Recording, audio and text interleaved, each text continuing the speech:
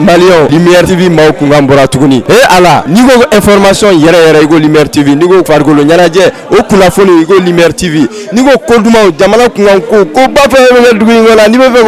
information yɛrɛ sɔrɔ i ko Lumière TV. Groupe Lumière aw de y'a dayɛlɛ. Lumière TV a wulila deliko la. Aw bisimila Lumière TV sanfɛ walasa k'aw kunnafoni bamananw ka kuma don ko maanifin kunnafoni ko ɲuman ka kɔnɔbara bi fa ka sɔrɔ a ma fɛn bila a kɔnɔ. Hakili ka fa kama ani faamuyali ɲuman kama o de la bi an bi an ka kunnafoni bakurubaw kɔni ko ɲɛfɔw ye. An ka finitigilakaw kɔni ye wulikajɔ kɛ maa 60 ani ko ka ko kɔni ko o nɔgɔya gɛlɛya ani tɔɔrɔ min bɛ kɛ ka ɲɛsin malidenw ma a kɛra yɔrɔ min na sa o de ye Jura ye Mopti région na. N'an bɔra yen nɔ an bɛ taa précisément Dakarikaw fɛ n'an ka ministre des affaires étrangères Abdoulaye Diop ale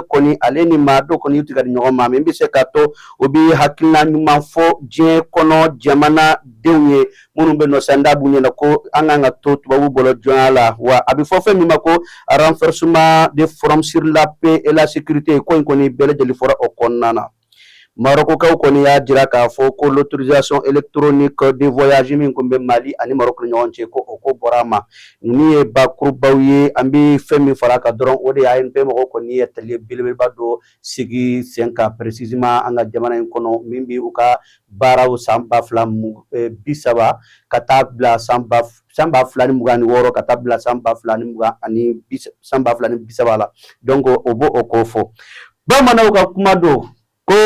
n'i ye manja o manja la baya la a bɛ maa min cɛ la o nɔfɛ ko dɔ sinon a yɛrɛ an bɛ tɛmɛ a golo la diɲɛ don o don sugu kɔnɔ ani gakɔrɔlaw la hali an t'an kɔfilɛ ka a lajɛ nin waati n'an bɛ kunnafoni daminɛ min ye sa o de y'an ka finitigiw ye maa 60 hakɛ terroriste la maa jugu la Jurakaw fɛ yen nɔ o kɔni o y'u bɔnnen u ni na an ka finitigiw kalakɛcɛw denw minnu bɛ sanfɛla fɛ ani minnu bɛ dugumala fɛ olu kɔni tɛ ka di ɲɔgɔn ma maa jugu minnu b'u wele dakuɲɛ kelen na ko Gata o tɛ groupe armé terroriste ye wa nin ko in bɛɛ lajɛlen kɛra ce jeudi le 23 avril 2026 n'i y'a ta k'a lajɛ an ka finitigiw kɔni u ka ɲɛmaaba n'o chef d'état-major général des armées a y'a jira k'a fɔ ko ni wulikajɔ ni baara in kɔni k'a sababuya sɔrɔla maa jugu minnu n'u bɛ dagayaraw b'u bolo n'u b'u yɛrɛ dogo précisément yirikɔrɔlaw la ani tu kɔnɔnaw na an ka finitigiw kɔni bɔra u ka kunnafoniw kalama wa u ye bugali kɛ ka ɲɛsin ma maa 60 ni kɔ ka o bɛɛ lajɛlen bɔnnen u ni na ka tila ka u ka minɛn caman ka ko bɛ ban ka tiɲɛ wa ka aw kana siga min na o de ye ko finitigiw bɛ cɛsiri kɛ ka wulikajɔ kɛ ka kɛlɛ kɛ min bɛ se ka to u ka sɔrɔta kɔni o bɛ kɛ sɔrɔta ye o de ye lakana k'a kɛ ka ɲɛsin faso Maliba nadenw bɛɛ lajɛlen ma.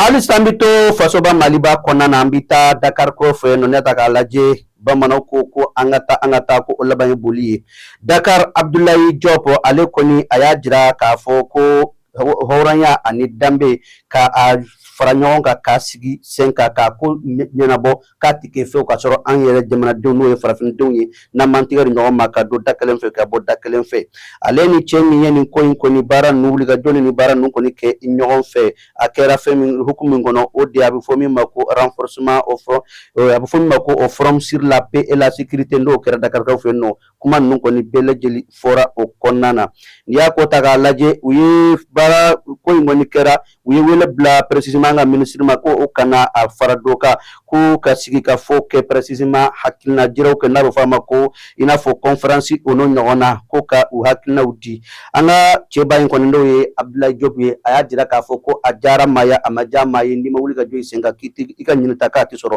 hɔrɔnya o tɛ sɔrɔ danbe ko o tɛ sɔrɔ wa k'an ka jija an k'an cɛsiri an ka dɛmɛ kɛ ka ɲɛsin précisément an ka fasoba Maliba o kɔni n'a ɲɔgɔn na jamana farafin jamanaw kan tigɛ di ɲɔgɔn ma ka ɲɛsin ma k'u dɛmɛ min bɛ se ka to u bɛ se ka lafiya cogoya min na n'an bɔra yen an bɛ taa Marocains fɛ yen nɔ n'i y'a ko ta k'a lajɛ u ka ambassadeur kɔni a ye kunnafoni dumanba ta ka ɲɛsin fasoden Malidenw tulo kan bi ani fasoba Maliba ɲɛmaaw ka adresse u ma k'a jira k'a fɔ ko Maroc ko fɛn bɛ a bɛ fɔ o ma ko l'autorisation électronique de voyage ko min bɛ kɛ i n'a fɔ Maroc ni jamana ni ɲɔgɔn cɛ ko an ta kɔni bɔra a ma pewu faso ba Mali ba den ni bi bo Mali kono kata uranium Maroc moti foi la blé ka ika visa ni ka papier ko nyana bodron ki panga ta ichunyenno Allah taala ka taka seki ko onoya ni ko ni bele jalina na kumina sa odi wati labanuna anga faso ba Mali ba nyema ko ni ya jira ka foko ulubi sarawi na bi fama précisément ko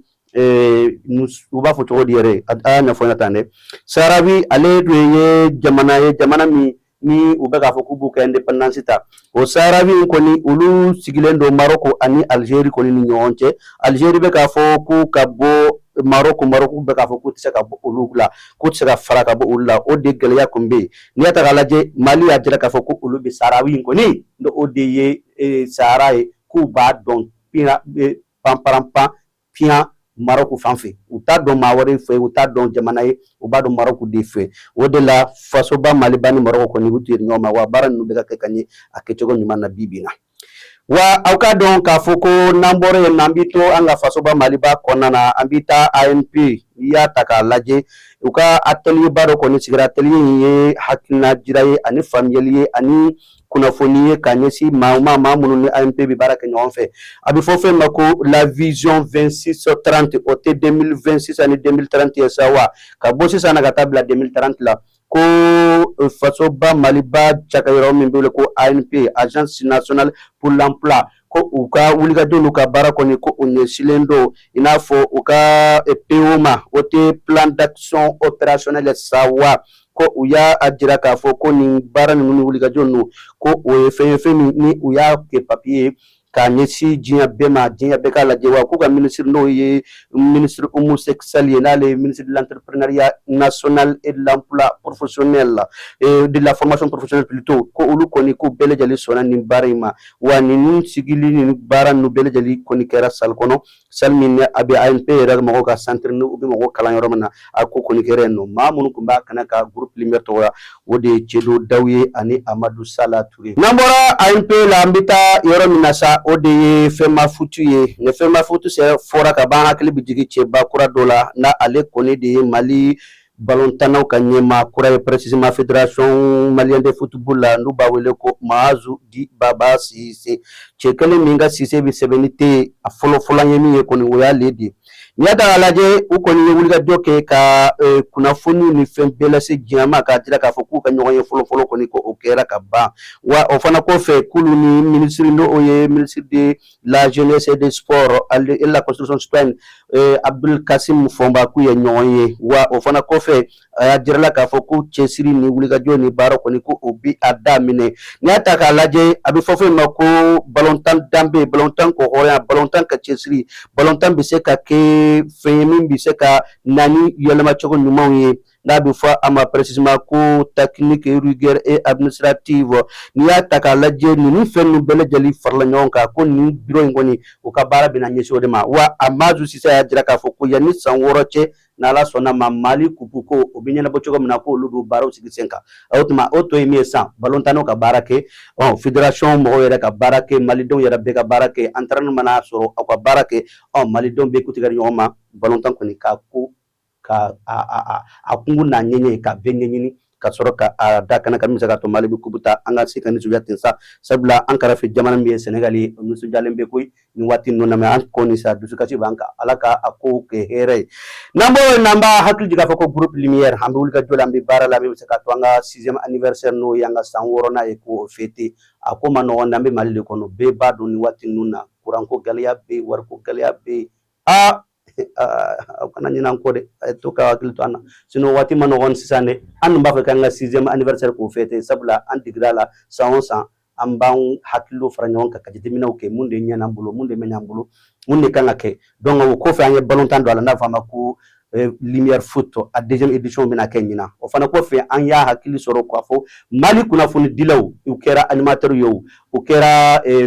plus to 7 kalaw yo u kera télé barakalaw yo u kera cameraman yo u kera mouse ko masinu ko baraka media ko nana ali technicien bela ali mum section de ceux qui font la technique lu bele jeli bala min bɛ se ka to u bɛ se ka don fasoden ɲuman yɛrɛ ye mun ye a nafa ye mun ye a bɛ se ka mun de nafa lase adamaden ma a bɛ se ka mun nafa lase jamana ma an bɛna wulikajɔ kɛ ka o maa 20 n'Ala sɔnna ma k'u sigi k'u fara ɲɔgɔn kan maison de la presse la ka maaw ɲini maa minnu bɛ se ka na fasoden ɲumanya kalan kɔni ka k'u kunna donc nin bɛɛ lajɛlen an hakilina ti ma foyi kan an hakilila ba aw ka dɛmɛ an mɔgɔ b'o de la n bɛ se ka to baara ninnu bɛ se ka kɛ nin cogo min na cɛdɔdaw tigɛ kun bɛ kamara la an ka kumaso kɔnɔ Nana Madame Fane Nana Kadija Kulibali ale kun bɛ yan kalanden don an b'a ɲini Ala fɛ Ala k'a kɛ kalanden jolen ye donc kuma baara kun bɛ Amadu Sala Ture bolo ka kunnafoni sama n'a ɲɛna o ye groupe Lumière ka rédaction ka baara ɲini mais n'a ma ɲɛ wa Amadu Sala Ture ka kɔrɔbɔrɔkan bamanankan ye aw kana jigin an na an kɔni ye kɔrɔbɔrɔw de wa an b'an den bamananw kɛrɛfɛ ka dɔɔni ta Nana Kadija ninnu olu t'an ka kuma ninnu faamu kosɛbɛ ten mais je pense que a bɛ ɲɛ o dɔɔni ɲɛ n'a sɔrɔ a la o k'aw bɛɛ fɔ k'aw bɛɛ waleɲuman dɔn n'Ala sɔnna ma an bɛ ɲɔgɔn sɔrɔ an sini n'Ala ma basi foyi kɛ wassalam. Salam alaikum, c'est moi Princesse Seyda Maba, toujours la fierté de l'AES. Bamako Cɛ ani muso denmisɛn groupe Lumière TV aw de y'a da ye a ɲɛmɔgɔba o ye tonton Amadu Sala Ture. Maliden yo an ka bɛn kelen ma an k'an bolo di ɲɔgɔn ma k'an faso Mali bɔ nɔgɔ la. Kɔrɔya ye hakili ye kɔrɔya man ka kɛ jawili ye kɔrɔya mana kɛ jawili ye denmisɛnnin hakili man de b'o laji. An jigi b'an fa minnu kan ni olu kɛra faso cibaga ye tun o b'anw siran anw denmisɛnw jigi bi tiɲɛ komi ti kɛ komi ti fɔ komi ti ye tiɲɛ kɔnɔ anw bi ko bɛɛ danni ye bi anw ka Maliba in kɔnɔ. Europe Malien Lumière TV maaw kunkan bɔra tuguni Ala